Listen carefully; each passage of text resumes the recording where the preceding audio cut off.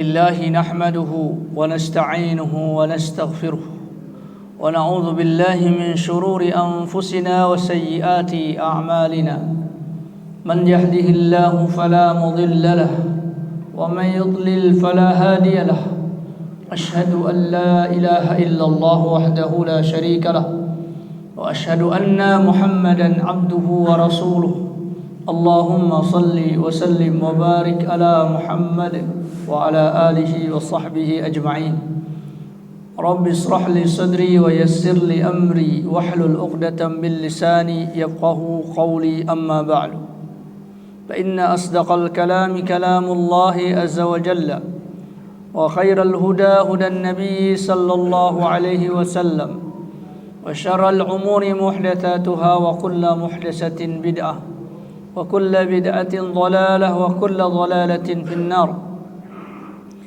Ikhwati wa akhwati, para jamaah sekalian yang dirahmati Allah tabaraka wa taala. Alhamdulillah, kita bersyukur atas nikmat Allah. Salawat dan salam tercurahkan kepada uswah tauladan kita baginda Rasulullah sallallahu alaihi wasallam. Ikhwati wa akhwati rahimakumullah jami'an. Kita lanjutkan kajian kita di subuh hari ini di dalam kitab Minhajul Muslimin, Minhajul Muslim, yaitu pada fasal al-khamis, fasal yang kelima, al-imanu bil malaikati alaihimus salam, yaitu beriman kepada para malaikat, atas mereka segala keselamatan. Ikhwati azakumullah, di antara perkara gaib yang dikhabarkan oleh baginda Rasulullah sallallahu alaihi wasallam kepada kita adalah Allah menciptakan makhluk yang mulia, yang tidak memiliki kesalahan, yang dijaga oleh Allah Subhanahu wa taala dari kesalahan dan dijadikan tabiat mereka untuk taat dan senantiasa beribadah kepada Allah tabaraka wa taala. Karenanya ikhwati azzakumullah, para malaikat tidak dikhitab dengan ibadah karena mereka diciptakan oleh Allah taala untuk beribadah. Karenanya tidak dikatakan wa ma khalaqtul jinna wal insa wal malaika. Allah hanya mengatakan wa ma khalaqtul jinna wal insa illa liya'budun. Tidaklah kami ciptakan jin dan manusia kecuali untuk beribadah. Malaikat tidak masuk di situ. Karena malaikat tidak pernah bermaksiat kepada Allah Subhanahu wa taala. Mereka diciptakan oleh Allah taala untuk beribadah kepada Allah Subhanahu wa taala. La ya'sunallaha ma amarahum wa yaf'aluna ma yu'marun. Mereka tidak pernah bermaksiat kepada Allah sedikit pun. Dan mereka mengerjakan apa yang diperintahkan oleh Allah Subhanahu wa taala. Maka ikhwati azakumullah, di antara pondasi keimanan seorang mukmin adalah mereka beriman terhadap malaikat-malaikat Allah tabaraka wa taala. Kalau keimanan kepada para malaikat ini, ikhwati azakumullah, tidak ada di hati seseorang manusia, maka tidak disebut dia sebagai seorang muslim. Karena ikhwati azakumullah, rukun iman itu berkait antara satu dengan yang lainnya. Walaupun dia berjumlah 6, namun apabila salah satu di antara rukun iman itu tidak diimani oleh seorang muslim, maka dia tidak dianggap sebagai muslim. Dia percaya kepada Allah umpama, tapi tidak percaya kepada malaikat. Atau dia percaya kepada malaikat tapi dia tidak percaya kepada Rasulullah. Dia percaya kepada malaikat, percaya kepada Rasulullah, percaya kepada Yaumul Akhir, tapi tidak percaya dengan Al-Quran, maka juga dia tidak dianggap seorang muslim. Jadi semuanya saling terkait mengait. Karena tidak mungkin seseorang itu percaya kepada Allah, lalu tidak percaya kepada malaikat, lalu percaya kepada Rasulullah, maka ada hal yang terputus. Karena Allah tabaraka wa taala menciptakan malaikat untuk menurunkan Alkitab. Di antaranya adalah untuk menurunkan Alkitab yang diturunkan kepada nabinya yang mulia. Maka bagaimana kalau jalur tersebut terputus, yaitu hilang iman kepada para malaikat? Karena Syekh Abu Bakar Al-Jazairi mengatakan yu'minul muslimu bi malaikatillahi ta'ala. Maka seorang muslim itu wajib beriman kepada para malaikatnya Allah. Lalu ikhwati azakumullah, iman terhadap malaikat ini memiliki tafsil, memiliki perincian. Kalau sekedar beriman kepada malaikat tapi perincian-perinciannya keliru, maka ini juga bisa mencederai keimanan. Dahulu ya di sebahagian kaum muslimin ada mereka mengimani malaikat, tetapi ada malaikat-malaikat yang disebutkan yang kita tidak mengerti. Dari mana malaikat itu disebutkan? Dahulu di sebahagian kaum muslimin mengamalkan satu amalan. Katanya dari al-Islam. Mereka melakukan zikir-zikir tertentu. Ketika ditanya buat apa ini zikir, supaya bisa bertemu dengan malaikat Sarmadi, ya, bisa bertemu dengan malaikat Sarmadi. Sejauh yang kita baca di dalam Al-Quran, dalam hadis, kita nggak pernah bertemu dan membaca atau menemukan ada malaikat namanya Sarmadi. Walaupun di dalam bahasa Arab Sarmadi itu ada ya, Sarmadiyun. Sarmadiyun artinya yang kekal, yang terus berlangsung. Tapi dari sisi nama malaikat tersebut tidak kita dapatkan. Maka ikhwati azakumullah, semua rukun iman itu adalah gaib, ya. Semua rukun iman itu adalah gaib. Mulai dari rukun iman yang pertama sampai rukun iman yang terakhir itu perkara gaibiyun semuanya. Allah gaib, malaikat gaib, Al-Quran gaib, Nabi Muhammad sallallahu alaihi wasallam gaib, ya. Yaumul akhir juga gaib. Qada dan qadarnya Allah tabaraka wa taala juga gaib. Ada yang mengatakan bagaimana Al-Quran gaib? Bukankah kita melihat? Naam, kita melihat Al-Quran tersebut, tetapi ketetapan bahwa Al-Quran itu adalah kalamullah, firman-Nya Allah, itu gaib. Pernahkah kita melihat Allah? Pernahkah kita melihat Allah berbicara, mendengar Allah berbicara? Bagaimana kita bisa mengetahui nisbah Al-Quran kepada Allah? Bukankah dahulu orang-orang terdahulu pernah menulis kitab biaidihim, dengan tangan mereka, tsumma yaquluna hadza min indillah. Kemudian mereka mengatakan ini kitab merupakan wahyu dari Allah. Bisa dibuktikan enggak, Pak? Enggak bisa. Enggak bisa dibuktikan bahwa sebuah kitab itu wahyu Allah. Tetapi di situ ada al-imanu. Al-imanu, iman kepada Allah Subhanahu wa taala bahwa kitab itu dari Allah. Dari mana kitab, dari mana keimanan kepada kitab Allah itu? Ya dari unsur awalnya. Orang harus beriman dahulu kepada Allah Subhanahu wa taala.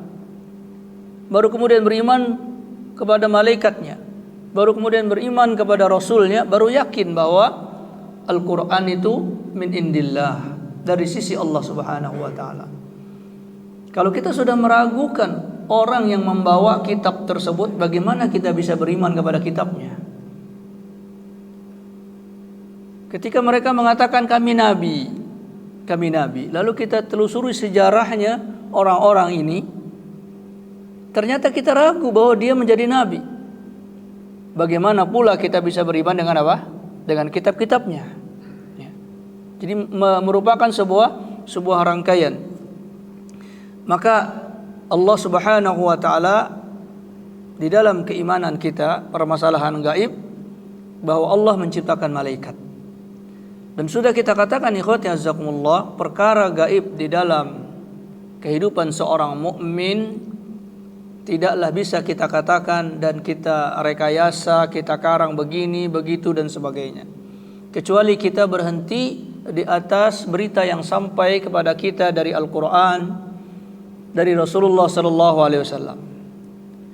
Karenanya iman kepada malaikat ini tidak bisa kita tafsil, kita perinci dengan sedetil-detilnya. Apa yang datang kepada kita khabar-khabar tentang malaikat tersebut, nu'minu, kita beriman kepada Allah, kepada apa yang dikhabarkan oleh Allah, apa yang disampaikan oleh Rasulullah sallallahu alaihi wasallam, imanan yaqiniyan tasdiqan taman, dengan iman yang yakin, dengan pembenaran yang sempurna. Maka dikatakan oleh Syekh Abu Bakar Al-Jazairi, di antara keimanan itu, annahum khalqun min asyrafi khalqihi. Jadi para malaikat itu secara umum adalah makhluk yang paling mulia di antara makhluk-makhluk Allah tabaraka wa taala. Secara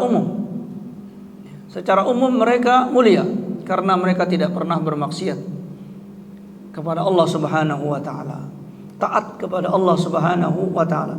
Secara umum tidak ada di antara mereka yang bermaksiat. Namun secara khusus, siapa makhluk Allah yang paling mulia, terjadi khilaf di kalangan para ulama. Dan yang menurut jumhur ulama, mayoritas para ulama, makhluk yang paling mulia adalah Rasulullah sallallahu alaihi wasallam secara khusus, dan mengalahkan seluruh malaikat. Dengan kemuliaan para malaikat tersebut, maka Rasulullah sallallahu alaihi wasallam lebih mulia dari para malaikat tersebut. Karena Allah tabaraka wa taala berfirman, laqad khalaqnal insana fi ahsani taqwim. Sungguhnya kami telah menciptakan manusia itu dalam bentuk yang paling menegakkan. Artinya paling taat kepada Allah Subhanahu wa taala. Paling taat. Malaikat taat kepada Allah, tapi manusia bisa lebih taat kepada Allah Subhanahu wa taala. Malaikat taat kepada Allah karena Allah menciptakan ketaatan itu pada mereka. Sementara ikhwati azzakumullah, manusia diciptakan oleh Allah taala dengan ujian syahwat. Ujian syahwat. Lalu mereka bisa mengarahkan syahwat mereka di atas taat kepada Allah, maka ini melebihi kekuatan dari malaikat tersebut untuk taat kepada Allah tabaraka wa taala. Dan tidak ada manusia yang paling taat dengan kesempurnaan taat syariat Allah kecuali Rasulullah sallallahu alaihi wasallam. Para nabi ikhwati asyafullah, mereka taat. Mereka taat semuanya, para nabi itu. Namun syariat mereka belum disempurnakan oleh Allah. Jadi ketaatan mereka di atas syariat yang belum disempurnakan oleh Allah taala. Maka ketika datang Rasulullah sallallahu alaihi wasallam dengan ketaatan tersebut, maka ketaatan Rasulullah sallallahu alaihi wasallam adalah ketaatan yang paling sempurna. Al-yauma akmaltu lakum dinakum wa atmamtu alaikum ni'mati wa raditu lakumul Islam madina. Pada hari ini telah aku sempurnakan agamamu, telah aku cukupkan nikmatku, dan telah aku ridha Islam sebagai agama. Jadi sempurna. Karenanya Rasulullah SAW mengatakan, "Lau kana fikum Musa ma wasa'ahu illa an yattabi'uni." Kata Rasulullah, tidaklah ada di antara kalian ini turun Nabi Musa. Di masa kita ini turun Nabi Musa, kata Rasulullah, maka tidak ada yang bisa melapangkan Nabi Musa kecuali dia mengikuti aku, mengikuti Rasulullah sallallahu alaihi wasallam. Karenanya secara umum para malaikat adalah makhluk Allah yang paling mulia. Namun secara khusus perincian bisa jadi manusia berada di atas posisi yang lebih tinggi daripada malaikatnya. Kemudian wa ibadun makrumuna min ibadihi, dan para malaikat adalah hamba-hamba Allah yang telah dimuliakan oleh Allah Ta'ala dengan ibadah. Karenanya ikhwati azakumullah, ini memberikan konsekuensi kepada kita apabila ada sesuatu amalan yang bisa kita mendapatkan kedekatan dengan malaikat, mendapatkan doa-doa dari malaikat, ya, mendapatkan kunjungan dari malaikat, maka itu harus kita kejar, harus kita lakukan, karena dia adalah makhluk Allah yang mulia, dekat dengan Allah Subhanahu wa taala. Maka salah satu taqarrub ilallah, mendekat diri kepada Allah, adalah mendekat kepada hamba-hamba Allah yang mulia. Karenanya ikhwati azakumullah, banyak di antara kaum muslimin itu mendatangi orang-orang soleh dari kalangan manusia. Mereka sebut sebagai wali, mereka sebut sebagai kiai, mereka sebut sebagai para habaib dan lain-lain sebagainya. Mereka datangi. Untuk apa? Karena mereka yakin mereka adalah hamba-hamba Allah yang dekat dengan Allah, dengan ibadahnya, dengan ketaatannya. Padahal tidak ada yang maksum di hadapan Allah dari kesalahan kecuali Rasulullah sallallahu alaihi wasallam di antara manusia-manusia tersebut. Namun kita memandang bahwa mereka orang soleh, orang baik. Lalu kita datangi untuk kita minta doa. Ya. Doakan saya kiai, doakan saya habib. Saya punya ini, punya hajat ini. Supaya saya jadi begini, saya menjadi orang yang baik, supaya dagangan saya lancar dan sebagainya. Karena masalah apa itu? Karena masalah kita berkeyakinan dia soleh, taat kepada Allah Subhanahu wa taala. Bahkan kita juga mengharap orang-orang ini datang ke rumah kita untuk memberikan keberkahan di rumah tersebut, mendoakannya dan sebagainya.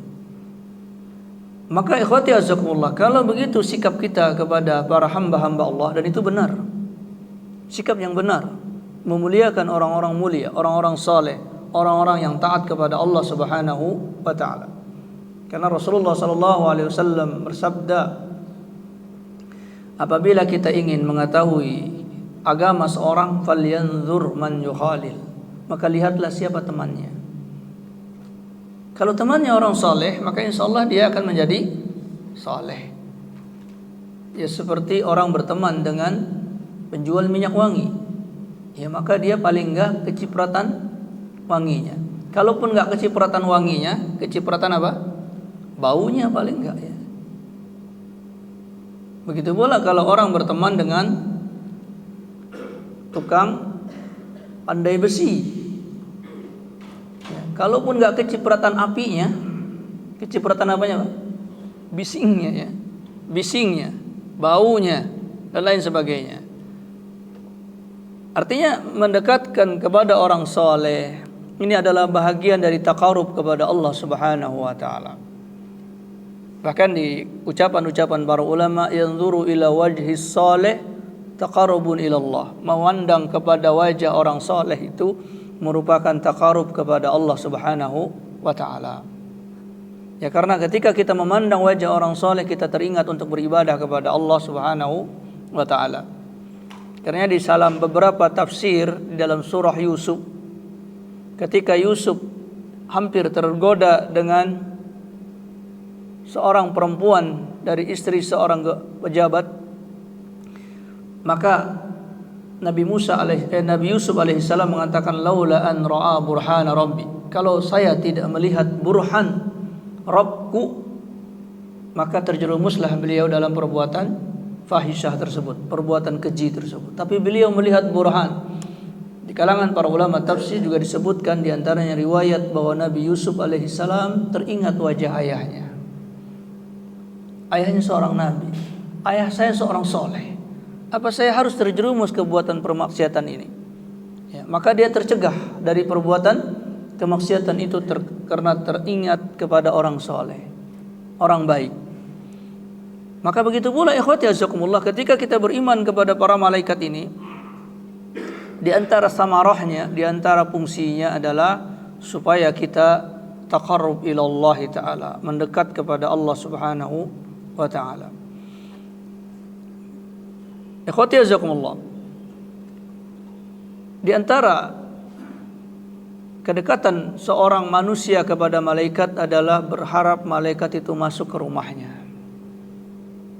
Dan Rasulullah sallallahu alaihi wasallam memberitahu kepada kita, la yadkhul malaikatur rahmah baitan fihi surah wal qalb. malaikat rahmat tidak masuk di dalam rumah yang di situ ada gambar bernyawanya dan anjing. Kita tidak tahu, ikhwati azakumullah, ini perkara gaib. Ya, Rasulullah SAW yang mengatakannya.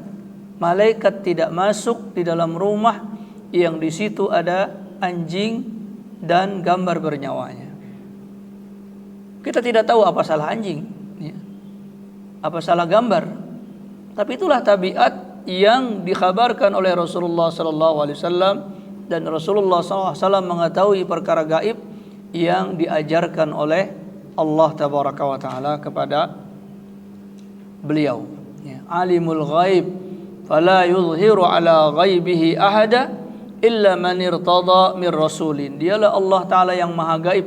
Allah tidak menampakkan kegaiban itu kepada siapapun illa kecuali man irtada, kepada seseorang yang diridhoi oleh Allah. Siapa itu? Mir rasulin, dari rasul-rasulnya Allah Subhanahu wa taala. Dan Rasulullah sallallahu alaihi wasallam, Nabi Muhammad adalah salah satu di antara rasul Allah, bahkan yang paling mulia. Dan beliau menghabarkan. Karenanya ketika kita ditanya apa hukum orang menggantung foto gambar bernyawa di rumahnya, maka kita katakan apabila dia menginginkan yang lebih afdal, dia lepas. Dia turunkan foto-foto tersebut, dia ganti dengan gambar-gambar pemandangan. Tapi kalau dia tetap memilih menikmati foto-foto keluarganya dan sebagainya, falyatafaddal, silahkan. Tetapi dia kehilangan sesuatu yang paling banyak diharap-harapkan oleh manusia, yaitu kedatangan orang soleh, makhluk soleh ke rumah tersebut. Karenanya menggantung gambar bernyawa tidak sampai kepada yang haram, ya, tidak sampai kepada yang haram, tetapi paling tidak dia kehilangan yang afdal, yaitu dukhulul malaikah fi baitihi, masuknya malaikat ke dalam rumah tersebut. Ya, ya, karena pengaruh kesolehan itu akan mempengaruhi lingkungan. Ya. Kita sholat di rumah kita dengan kita sholat di masjid, mana yang lebih terasa enak, Pak? Di masjid. Salah satunya apa? Karena berkumpul dengan jiwa-jiwa yang soleh. Sementara di rumah mungkin kita sendirian, kekuatan keimanan itu naik turun, tidak melihat saudaranya dan sebagainya. Ketika dia melihat saudaranya yang lain beriman kepada Allah, taat kepada Allah, terpancinglah dia. Begitu pula ketika malaikat itu masuk ke dalam rumah, maka diharapkan rumah itu memiliki keberkahan. Ya. Apalagi kalau doa-doanya malaikat. Ya, karenanya di antara orang-orang yang didoakan oleh malaikat adalah orang-orang yang yajlisu fi majlisihi yantadhiru shalah ila shalah. Orang-orang yang duduk-duduk di masjid menunggu waktu salat ke waktu salat yang lain. Ya, termasuk kita sekarang ini, insyaallah taala, yang duduk di masjid yantadhiru shalah, menunggu salat. Salat apa? Di antaranya salat suruh, salat duha, ya, salat zuhur, ya, dan seterusnya. Ya. Maka ikhwati azakumullah, begitu pula orang duduk salat. Dia salat, ya, kemudian dia salat lagi, salat sunnah mutlak misalnya. Ketika dia duduk-duduk di masjid, maka selagi dia duduk di masjid itu, maka malaikat selalu mendoakan dia hatta yarja ila baitihi, sampai dia pulang ke rumahnya. Dan dia ketika berjalan di pulangnya itu yuktabu ma zala fi musallahu, seakan-akan dia masih di dalam masjidnya. Dia sudah berjalan ke rumah, ya, tapi dia dianggap tetap apa? Di tempat salatnya. Apa fungsinya itu? Fungsinya adalah dia selalu mendapatkan doa dari malaikat. Apa doa malaikat tersebut? Allahumma ighfirhu, Allahumma rahamhu. Ya Allah, ampunkan si fulan ini, ya Allah. Ya Allah, rahmati si fulan ini, ya Allah. Didoakan oleh para malaikat. Tadi kita sebut orang-orang datang kepada kiai, ya, para orang-orang mulia, untuk apa? Untuk didoakan. Kita diberikan informasi oleh Rasulullah, malaikat akan mendoakan kita. Maka Siapa yang melebihi malaikat di dalam ketaatan kepada Allah? Ya, siapa yang melebihi malaikat di dalam kedekatan kepada Allah Subhanahu wa taala? Maka mereka adalah ibadun makrumun, ya mukarramuna min ibadihi, ya, hamba yang dimuliakan oleh Allah taala dari hamba-hamba Allah. Khalaqahum min nur, Allah taala menciptakan malaikat ini min nur, dari cahaya. Kama khalaqal insana min salsalin kal fakhar wa khalaqal jan min marijin min nar. Sebagaimana Allah taala menciptakan manusia dari tanah, sebagaimana Allah menciptakan jin dari api, ya. Maka malaikat diciptakan oleh Allah taala dari nur. Maka sebahagian para ulama ikhwati azakumullah menyebutkan alam-alam mereka ini berbeda-beda. Manusia tidak bisa melihat jin, jin bisa melihat manusia. Jin tidak bisa melihat malaikat, malaikat bisa melihat jin. Ini adalah ketetapan Allah Subhanahu wa taala. Namun demikian ikhwati azakumullah, ketika Allah memerintahkan kepada para malaikat yang terbuat dari cahaya itu, mereka tetap mau taat kepada Allah. Ketika disuruh sujud kepada Adam, dia sujud. Berbeda dengan iblis. Iblis ketika diperintahkan sujud kepada Adam, lalu dia mengatakan, buat apa saya sujud kepada Adam? Khalaqani min nar wa khalaqtahu min tin. Aku diciptakan Allah dari api, dia diciptakan dari tanah. Api lebih mulia dari tanah, kata dia. Padahal adakah dalil yang menunjukkan bahwa api lebih mulia dari tanah? Tidak ada. Tapi dia membuat kias sendiri, ya, membuat kias sendiri bahwa api lebih mulia dari tanah, karenanya dia tidak mau sujud kepada Adam alaihissalam. Padahal yang lebih mulia dari semua itu kalau diurut-urut adalah cahaya. Tapi malaikat tetap sujud kepada Adam atas perintah Allah Subhanahu wa taala. Karenanya ikhwati azakumullah, ketika pertama kali diciptakan di surga itu para malaikat. Para malaikat diciptakan oleh Allah taala, kemudian bangsa jin. Bangsa jin diciptakan oleh Allah taala, baru kemudian manusia. Sehingga sebelum manusia diciptakan oleh Allah taala, maka sumber kesolehan itu dianggap menjadi mayoritas. Sehingga jin pun disebut malaikat. Yang disebut malaikat dalam kisah Adam alaihissalam itu terdiri dari dua makhluk, yaitu malaikat dengan ciptaan dari cahaya dan jin yang diciptakan dari api. Mereka berkumpul di surga, taat kepada Allah Subhanahu wa taala. Namun tidak ada satu malaikat pun yang mengetahui keburukan-keburukan di antara mereka. Yang terlihat sujud semuanya. Lalu kemudian Allah Subhanahu wa taala mengatakan kepada para malaikat itu, Inni ja'ilum fil ardi khalifah. Saya akan menjadikan makhluk lagi di bumi, dan itu akan aku jadikan penguasa di bumi. Lalu para malaikat ini mengatakan, buat apa menciptakan lagi manusia? Bukankah kami ini sudah cukup? Bukankah kami ini sudah banyak beribadah kepada Engkau ya Allah? Kenapa tidak salah seorang di antara kami saja yang dijadikan sebagai penguasa bumi? Lalu Allah mengatakan apa? Inni a'lamu ma la ta'lamun. Aku mengetahui sesuatu yang kalian tidak ketahui. Apa yang dimaksud oleh Allah Ta'ala ini disebutkan oleh para ulama, yaitu Allah mengetahui di antara kalian yang semua taat ini ada yang taatnya itu pura-pura. Ada yang taatnya tidak ikhlas kepada Allah Subhanahu wa taala. Dalam tanda kutip cari muka kalau orang bilang. Munafik. Apakah kita tahu orang-orang munafik di sekitar kita? Enggak tahu. Dia sholat juga, dia taat juga. Siapa yang tahu? Allah. Lalu Allah mencari jalan untuk memberitahu kepada hamba-hambanya ini. Lalu diciptakanlah Adam. Diciptakanlah pesaing. yang diberikan kedudukan. Lalu muncullah yang tidak diketahui oleh manusia itu apa? Sifat hasad, sifat dengki. Ada orang yang melakukan kesolehan, kebaikan, ketaatan, tetapi bukan karena mencari kecintaan Allah Subhanahu wa taala, tetapi mencari kedudukan, mencari dunia. Maka di antara mereka itu iblis yang nampak sebagai orang paling soleh, ternyata kesolehannya itu karena sebuah tujuan, dijadikan pemimpin, diberikan kedudukan, diberikan jabatan. Ketika apa yang dia lakukan ternyata tidak mencapai apa yang dia inginkan karena ada pesaing, muncullah hasadnya dia.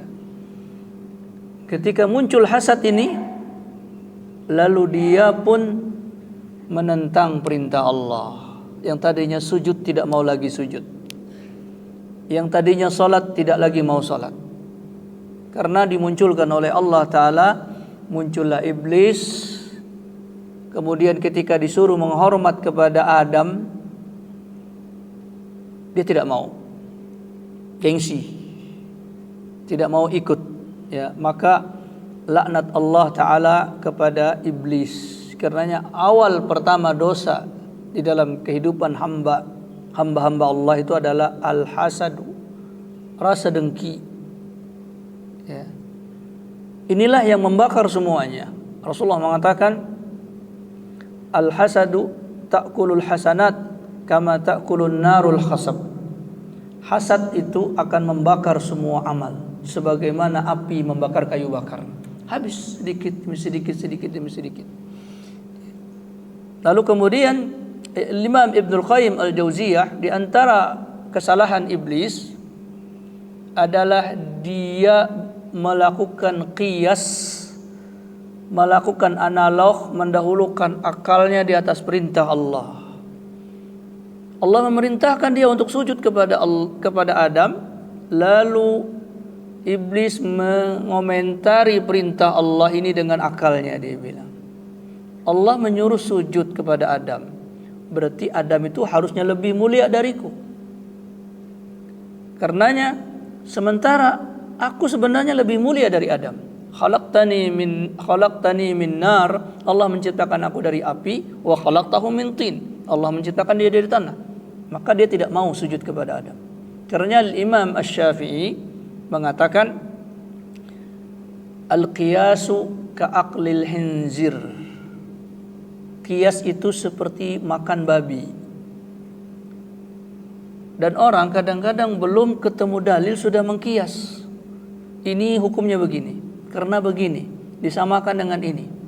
Apakah dia sudah berusaha mencari dalil perintah Allah Ta'ala tersebut? Langsung dikias.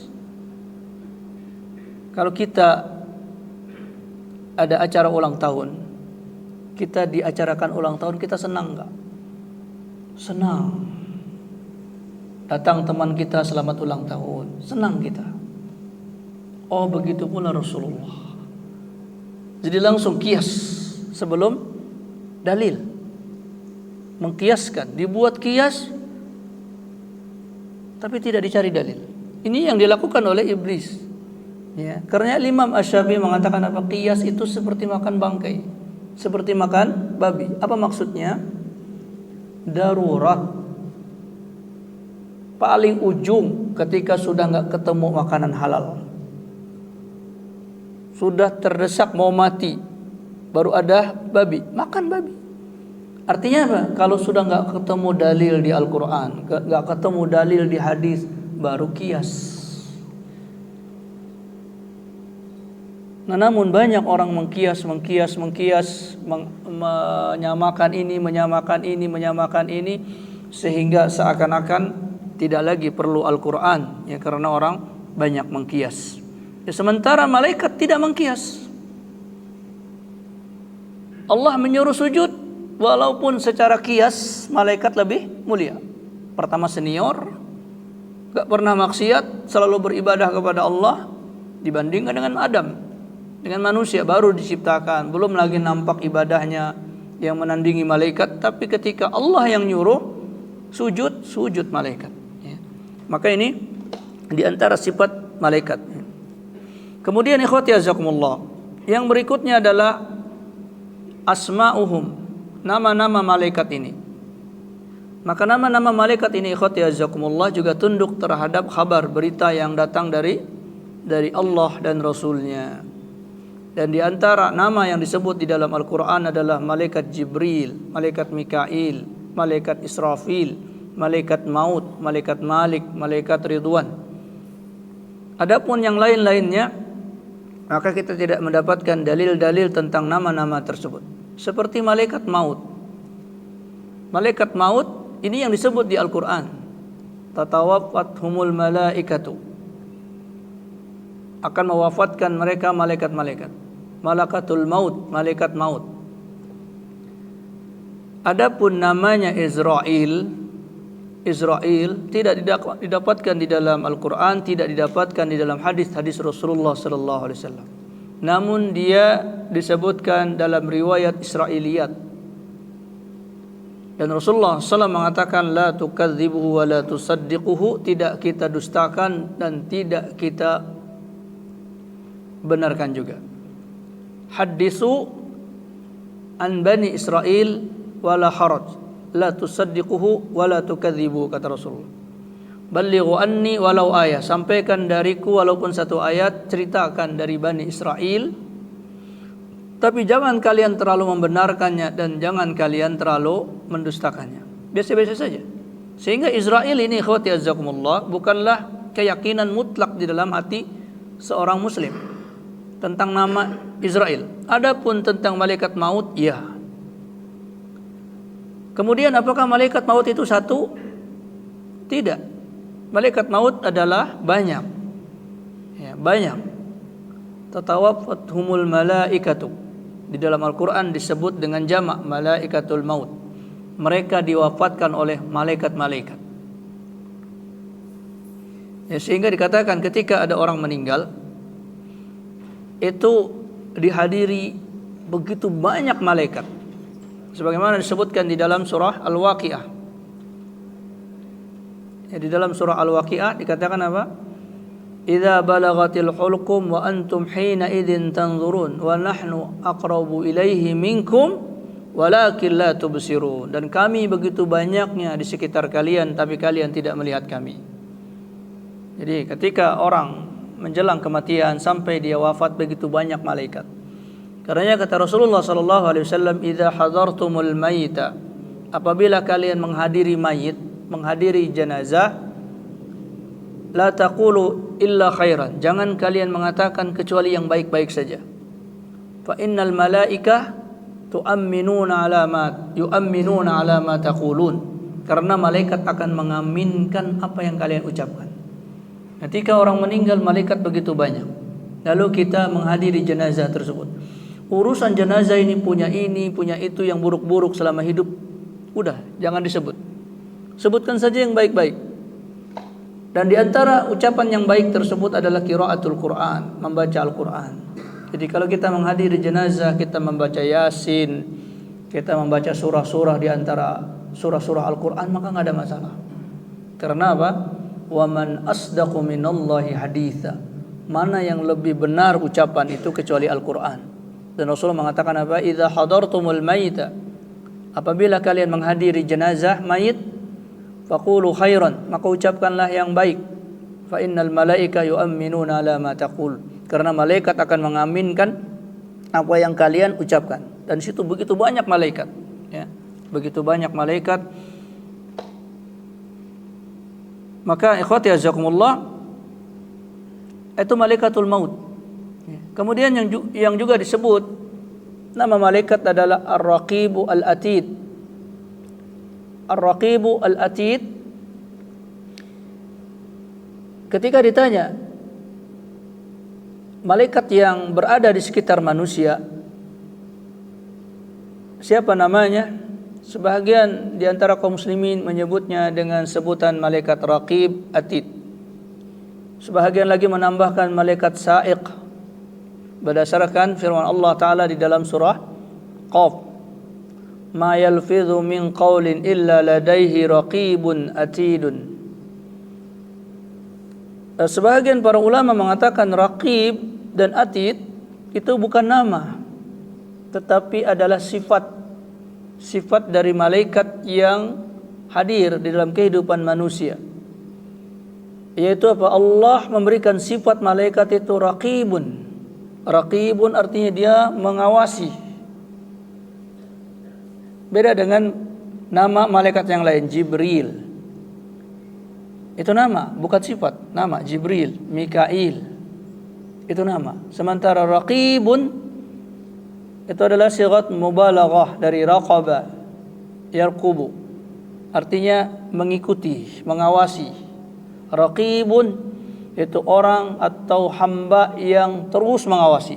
Jadi itu bukan nama, sifat. Dan para ulama mengatakan sifat tidak bisa dijadikan nama. Adapun nama bisa menunjukkan sifat. Ini di dalam bab asma Allah ya. Kalau Allah memiliki sifat itu tidak mesti itu nama Allah. Tetapi kalau nama Allah pasti menimbulkan sifat Allah. Ketika Allah disebut Ar-Rahman, berarti apa? Allahu muttasifun birrahmah. Allah bersifat dengan rahmat. Ya. Tapi ketika misalnya Allah istiwa alal arsh, Allah beristiwa di arsh, maka kita tidak menyebut Allah itu mustawin. Allah itu yang bersemayam, sang yang bersemayam, tidak ya. Tetapi kita hanya menyebutkan sifatnya saja. Dan di dalam ayat ini Allah menyebutkan Raqibun, maksudnya adalah malaikat ini mengawasi. Namanya siapa? Wallahu alam, kita enggak tahu karena gaib. Apakah bisa dinamakan Raqib? Ya, kita hanya mengatakan malaikat yang bersikap Raqib, yang bersifat Raqib, yaitu mengawasi dimanapun. Kalau CCTV kita mengawasi di tempatnya, kalau ini Raqibun, dia berjalan dimanapun manusia itu. Kemudian sifat kedua dari malaikat yang mengawasi manusia itu Atidun. Atid artinya yaktubu biddaqaiq, menulis dengan cermat. Setelah diawasi ditulis, sehingga nggak mungkin lupa ya. Pengawasannya ada, tulisannya ada. Ya karenanya suhuf catatan manusia di alam barzah atau di mahsyar itu disebut seperti ta'irun. Di dalam surah Al-Isra dikatakan catatan amal manusia itu seperti burung. Maksudnya apa? Di dalam hadis disebutkan catatan manusia itu dikeluarkan, datangkan dari langit, dan dia panjang seperti berterbangan, ya, berterbangan di atas manusia, dan manusia melihat catatan amalnya tersebut begitu panjang. Panjang umurnya, panjang lagi catatan amalnya. Karena apa? Detil, ditulis. Karenanya banyak manusia bermaksiat dan dia menyangka Allah lupa.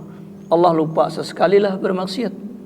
Wa ma kana rabbuka nasiya, dan Rabb kalian tidak pernah lupa. Wa mallahu bighafilin amma ta'malun, dan Allah tidaklah lupa dengan apa yang kalian lakukan. Karena apa? Salah satu buktinya Allah tidak butuhkan malaikat ya, untuk melaksanakan tugas Allah. Tetapi Allah menjadikan malaikat itu hujjah.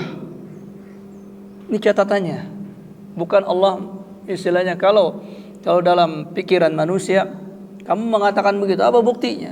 Maka Allah menunjukkan buktinya, hujjah, yaitu Allah berikan malaikat yang mengawasi manusia tersebut, mencatatnya dengan cermat, mengawasinya dan terus. Maka Raqibun Atidun disebut oleh para ulama adalah sifatun min sifatil malaikah. Dia adalah sifat dari sifat-sifat malaikat, bukan nama dari nama-nama malaikat.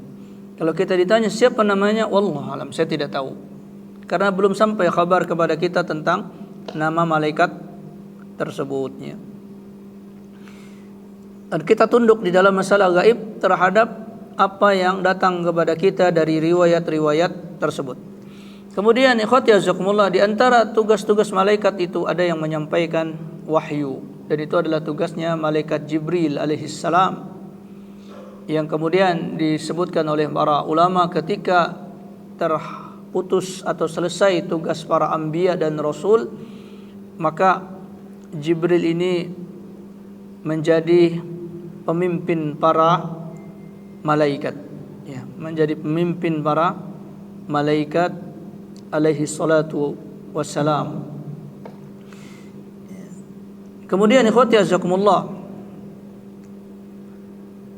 dikhabarkan di dalam beberapa hadis tentang nama-nama tersebut, di antaranya juga doa Rasulullah sallallahu alaihi wasallam ketika beliau salat malam. Beliau mengatakan, Allahumma rabba Jibril wa Mikail wa Israfil. Ya Allah, Rabbnya Jibril, Rabbnya Mikail, Rabbnya Israfil. Karenanya ikhwati azakumullah, di dalam Islam setinggi-tingginya malaikat, setaat-taatnya malaikat, tidak boleh seseorang meminta kepada malaikat. Tidak boleh seseorang meminta kepada malaikat.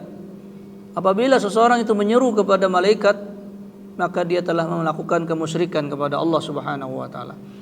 Ya, semisal ada orang membaca riwayat bahwa Mikail di antara tugasnya apa? Menurunkan air hujan, membagikan rezeki. Lalu dia berdoa, ya Mikail, lapangkan rezeki saya hari ini. Maka ini adalah apa? Kemusyrikan. Kemusyrikan. Karena dahulu saya bertemu dengan salah seorang agama Hindu, ya, beliau seorang yang beragama Hindu. Kemudian ketika saya katakan di dalam agama Hindu banyak Tuhan-Tuhan yang diseru, ada Tuhan ini, Tuhan itu. Lalu dia bilang, Pak Rasih, Tuhan-Tuhan itu di dalam kami seperti malaikat di agama Islam. Ada Jibril, ada Mikail dan sebagainya.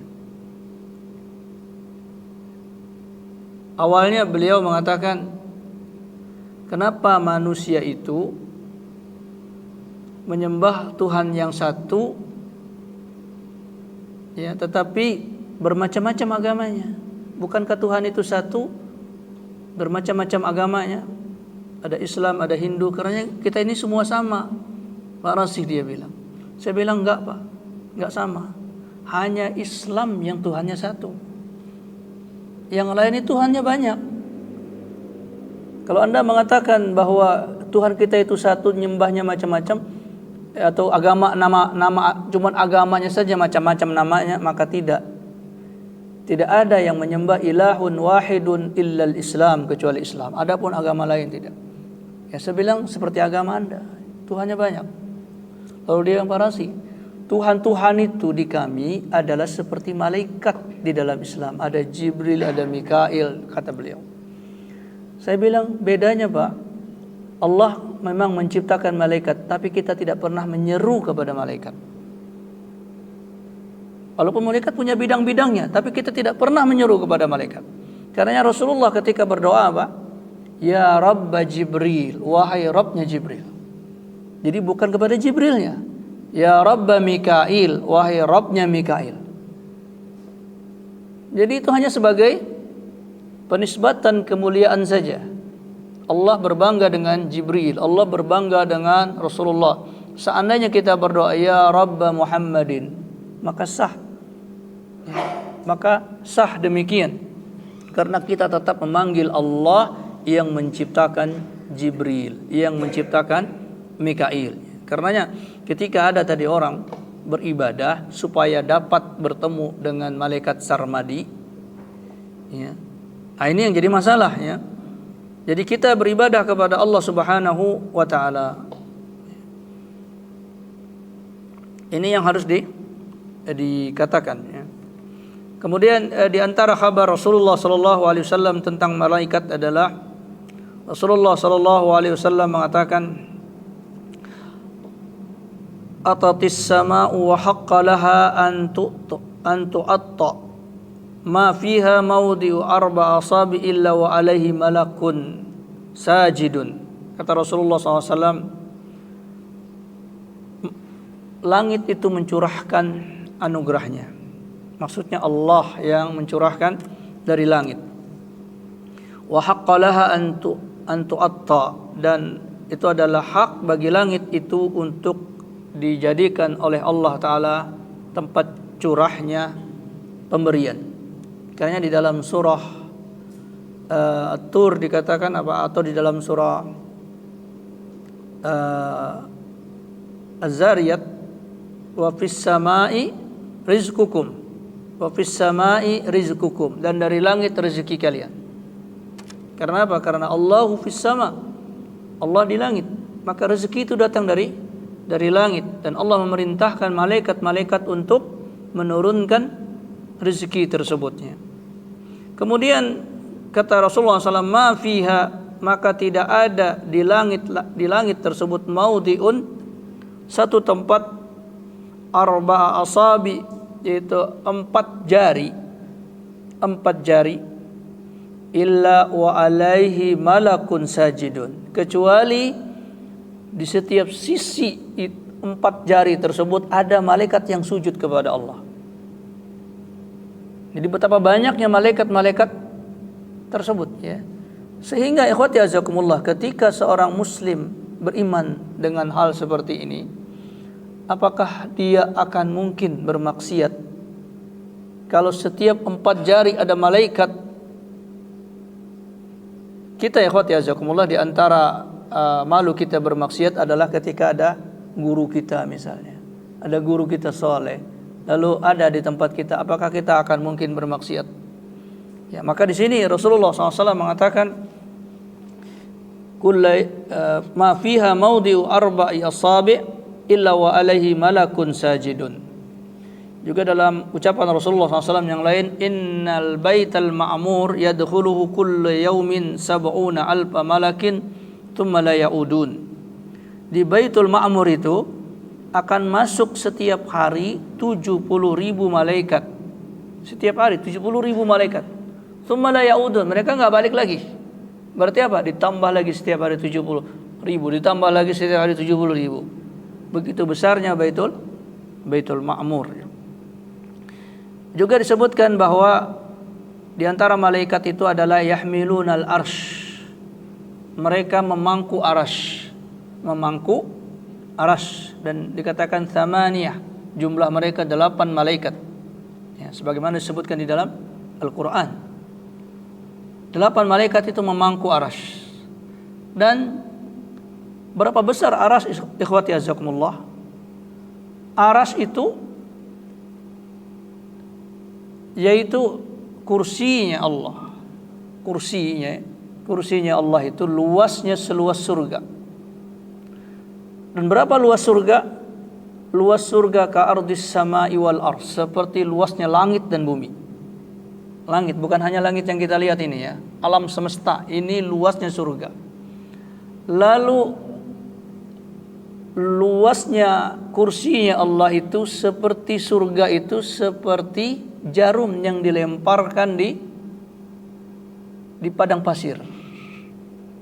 Jadi surga yang begitu besar itu ketika dilemparkan di kursinya Allah itu seperti jarum yang dilemparkan di padang pasir. Kemudian kursinya itu ketika diletakkan di arasy itu seperti jarum lagi. Karenanya makhluk yang paling besar adalah arasy.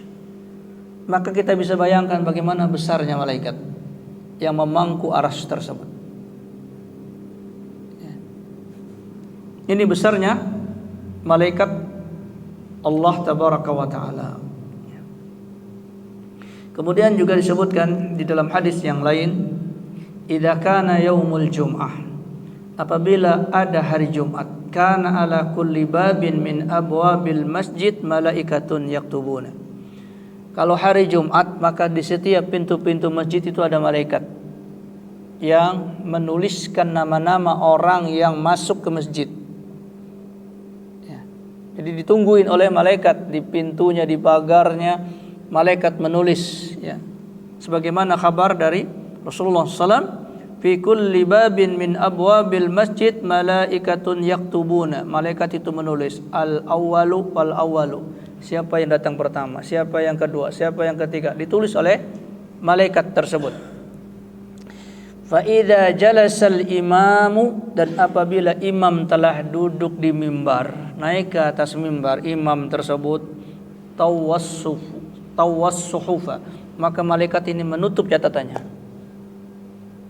Jadi orang yang datang setelah imam naik ke atas mimbar tidak tercatat. Tidak tercatat dia hari itu salat Jumat, sehingga pahalanya enggak dapat. Jadi kalau imam sudah naik ke atas mimbar, maka malaikat pun menutup catatannya tersebut.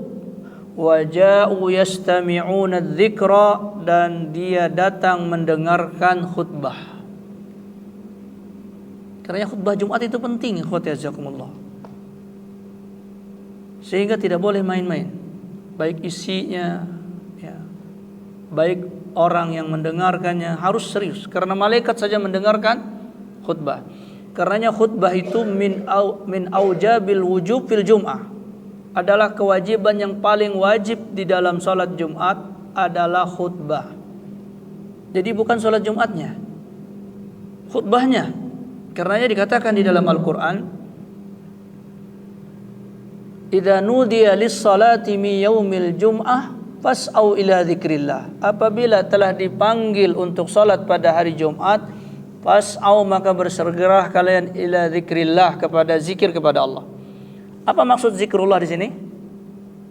Ulama tafsir mengatakan ail khutbah, yaitu khutbah. Jadi bukan salat. Fas'au ila dzikrillah di sini maksudnya segera untuk mendengar khutbah.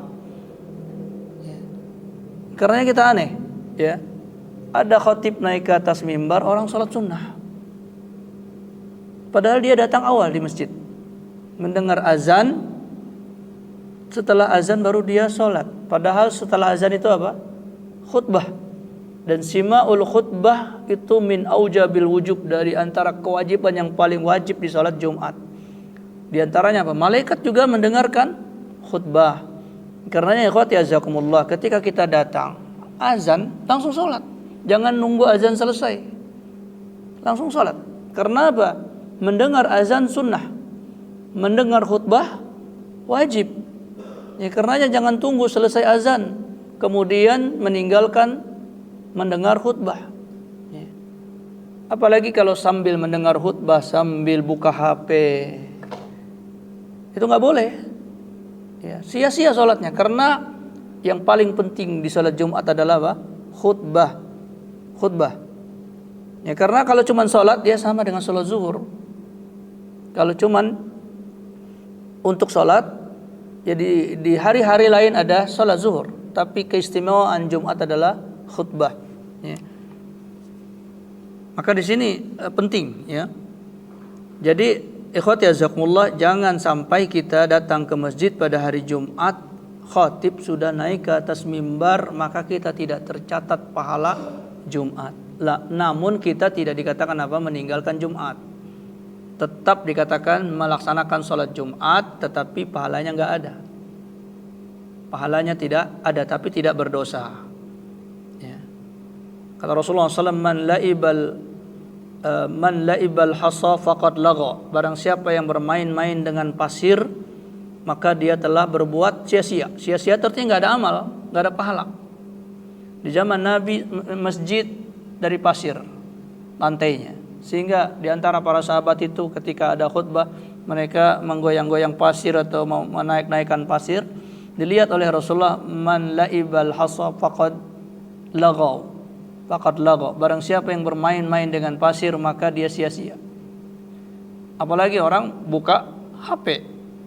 Bahkan ikhwati azakumullah, tidak boleh kita mencatat khutbah. Ini penting nih khutbah saya catat. Ini HP saya buka bukan untuk lihat update status, saya ingin catat apa yang dikatakan oleh khatib. Enggak boleh. Tugasnya mendengar saja. Ya, mendengar. Karena tidak ada para sahabat yang mencatat khutbah Rasulullah SAW, menghabarkan kepada kita. Mereka menghabarkannya melalui hafalan. Ya, karena tidak boleh. Dia harus berkonsentrasi di situ, karena diantaranya juga itulah sifat malaikat, sifat orang-orang soleh yang apabila kita tiru, maka itu juga akan membawa kesolehan. dan lain-lain daripada hadis-hadis yang begitu banyak dari Rasulullah SAW sehingga mutawatir riwayatnya tentang malaikat tersebut, sehingga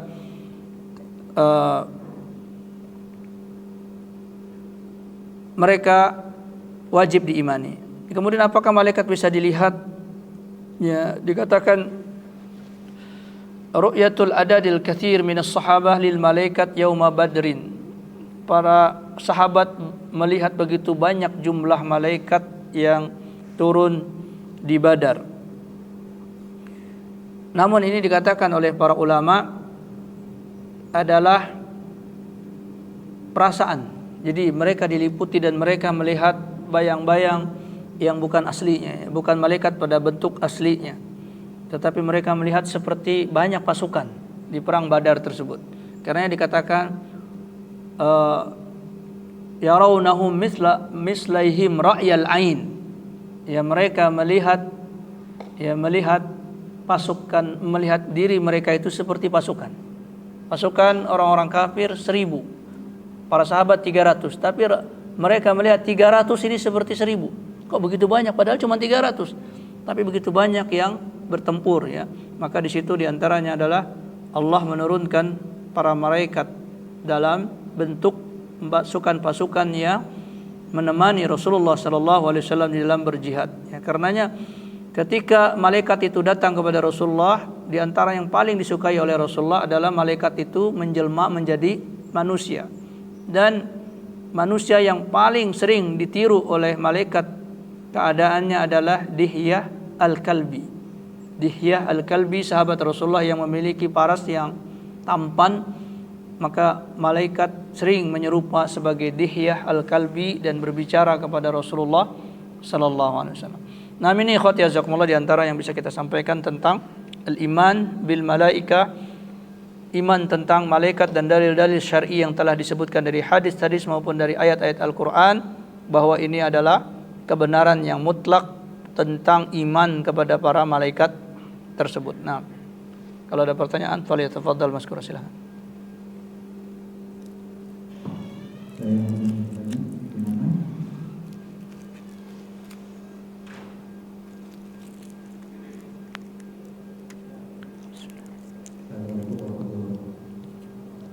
Waalaikumsalam warahmatullahi wabarakatuh.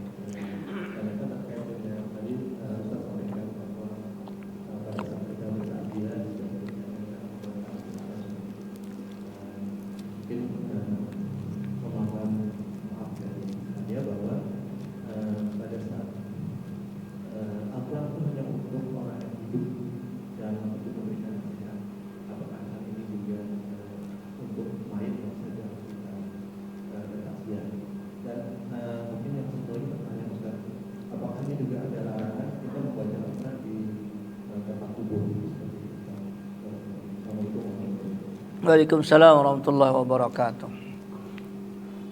Ya, petunjuk Al-Quran itu untuk orang yang hidup. Dalam surah Yasin disebutkan apa? Bahwa Al-Quran itu adalah zikrun, peringatan bagi orang-orang yang hidup. Namun ikhwati azzakumullah, keberkahan Al-Quran itu mengenai segala sesuatu, ya, mengenai segala sesuatu. Ketika Al-Quran itu diturunkan pada satu malam, maka malam itu menjadi hebat daripada yang lainnya. Ketika Al-Quran itu diturunkan di satu tempat, maka tempat itu menjadi mulia daripada yang lainnya.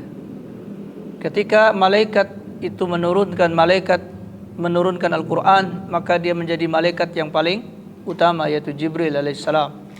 Ketika Al-Quran itu diturunkan kepada seseorang, maka seseorang itu melebihi yang lainnya, yaitu Rasulullah sallallahu alaihi wasallam. Maka ini menunjukkan tentang barokah dan kemuliaan ayat Al-Quran, bukan hanya ya dari sisi hidayah, namun dari sisi kemanfaatan, kebaikan dan sebagainya, maka dia memiliki keutamaan. Itu satu. Kemudian Al-Quranul Karim tidak ada pembatasan untuk membacanya kecuali apa yang dibatasi oleh Rasulullah sallallahu alaihi wasallam. Dan di antara yang dibatasi oleh Rasulullah SAW untuk membaca Al-Quran adalah di kamar mandi. Ya, tidak boleh kita membaca Al-Quran di kamar mandi atau tempat majma'us syayatin, tempat berkumpulnya syaitan. Ya, seperti apa? Seperti di tempat berteduh yang di situ ada panas dan dinginnya. Kita duduk di bawah pohon, tadinya teduh karena matahari dari sana, bayangannya kita masih ada. Kemudian matahari bergerak sehingga ada bahagian kita itu yang panas, ada bagian kita yang dingin. Itu tempat majma'us syaitan, tempat berkumpulnya syaitan, pindah kita. Kalau kita mau baca Al-Quran, pindah. Karena itu tempat berkumpulnya syaitan. Kemudian yang kedua, tempat dilarang membaca Al-Quran adalah bisajid wa ruku, ketika ruku dan sujud. Karena ketika ruku itu adalah dan sujud itu adalah posisi menghinakan diri. Dan Al-Quran adalah kalamullah, mulia, maka tidak boleh dibaca dengan keadaan ruku atau keadaan sujud. Baik itu di dalam salat ataupun di luar salat. Jadi jangan sampai kita murajaah Al-Quran sambil sujud, baca Al-Quran. Enggak boleh. Ya. Dan salat begitu pula, jangan baca Al-Quran. Adapun tempat-tempat yang tidak dilarang oleh Rasulullah SAW membaca Al-Quran, maka kita tidak melarangnya. Tidak melarangnya. Dan ketika dibacakan di mayit, maka kita kembali kepada dalil umum tadi, idza hadartumul mayit faqulu khairan. Apabila kalian menghadiri mayit, maka ucapkanlah yang baik. Fa innal malaikah tu'amminuna atau yu'amminuna ala ma taqul. Karena malaikat itu akan mengaminkan apa yang kalian ucapkan. Maka kemudian Al-Quran mengatakan wa man asdaqu minallahi haditha, dan mana yang lebih mulia dari ucapan itu kecuali Al-Quran. Maka ketika kita menghadiri jenazah, kemudian kita bacakan Al-Quran di tempat jenazah tersebut, maka malaikat akan mengaminkan itu, ya, akan mengaminkan hal tersebut. Termasuk ikhwati azakumullah, ketika kita sebelum berdoa membaca Al-Fatihah, salah atau tidak? Tidak ada larangan membaca Al-Fatihah, dan itu bergantung kepada niat. Apabila niatnya itu sebagai amal soleh, dia baca Al-Quran, dan itu adalah amal soleh. Sedikit-sedikitnya adalah Al-Fatihah, dan Fatihah merupakan surah yang paling mulia di dalam Al-Quran. Dia baca Al-Fatihah, tapi niatnya itu sebagai amal soleh dia, yang dia mintakan dengan itu menguatkan doanya, maka nggak ada masalah. Adapun meniatkan itu untuk dikirimkan pahalanya kepada mayit, maka ini mahalul ikhtilaf, yang diperselisihkan oleh para ulama. Al-Imam Ahmad mengatakan menghadiahkan pahala bacaan Al-Quran sampai kepada mayit. Al-Imam Asy-Syafi'i mengatakan tidak. Dan tugas kita apabila terjadi khilaf para ulama, kita melihat dalil yang disampaikan oleh para ulama tersebut. Dan di dalam masalah ini pendapat Al-Imam Asy-Syafi'i lebih rajih, bahwa bacaan Al-Quran tidak sampai kepada mayit. Apa alasan Imam Ahmad mengatakan pahala Al-Quran sampai kepada mayit? Beliau mengkias, yaitu apa? Sedekah, orang bersedekah atas nama mayit sampai pahala sedekah tersebut. Orang berhaji atas nama orang tuanya yang sudah meninggal sampai pahala haji tersebut. Sehingga beliau mengatakan kullu amalin salih, setiap amal soleh itu apabila diniatkan pahalanya maka sampai. Maka ini dijawab oleh Al-Imam Asy-Syafi'i. Beliau mengatakan masalah sampai tidaknya pahala itu adalah masalah gaib, karena kita tidak bisa melihatnya. Kita baca Al-Quran, sampai ke pahala kita itu, kita tidak pernah melihatnya. Adapun sedekah, karena itu yang mengatakan Rasulullah. Rasulullah mengatakan sampai sedekah kepada mayit. Haji sampai kepada mayit, yang mengatakan Rasulullah. Dan ini perkara gaib. Perkara gaib tidak bisa dikias. Tidak mesti ketika haji sampai kepada mayit, berarti Al-Fatihah juga sampai kepada mayit, Al-Quran juga sampai kepada mayit. Maka ini adalah al-qaulu bila dalil, ucapan tanpa dalil, karena ini masalah akhirat, masalah gaib.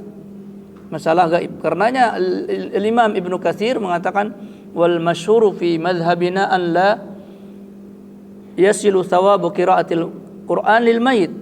Yang masyhur dalam mazhab kami, yaitu mazhab Al-Imam Asy-Syafi'i, tidak sampainya bacaan Al-Quran itu pahalanya kepada mayit. Yang kedua, kata Al-Imam Kata para ahli mazhab Syafi'i, kenapa tidak sampai? Karena mengkiaskan sedekah dengan bacaan Al-Quran tidaklah sama. Kenapa demikian? Karena sedekah itu bisa diwakilkan ketika kita di dunia. Kita serahkan uang kepada saudara kita, tolong ya sedekah saya sampaikan kepada si fulan. Atau kita telepon, tolong saya pinjam uang, sedekahkan ke si fulan. Bisa diwakilkan. Haji juga bisa diwakilkan. Tapi bisakah kita mewakilkan bacaan Al-Quran? Tolong kamu baca Al-Quran, nanti pahalanya buat saya. Bisa Pak? Nggak bisa. Ya. Sholat misalnya, saya nggak usah sholat zuhur, kamu yang sholat zuhur ya. Saya wakilkan sholat zuhur saya kepada kamu. Ada orang bercanda, kamu sholat Jumat, nanti titip salam kepada imamnya. Saya di rumah saja. Ya. Nggak bisa. Kalau itu nggak bisa diwakilkan di dunia, maka tidak bisa diwakilkan di akhirat. Adapun masalah sedekah bisa di dunia diwakilkan. Karenanya di sini ada kekhususan. Sesuatu yang memiliki kekhususan tidak bisa dikiaskan kepada yang lainnya. Karenanya kita lebih mengambil kepada pendapat Al-Imam Asy-Syafi'i. Bagaimana orang membacakan Al-Quran di kuburan?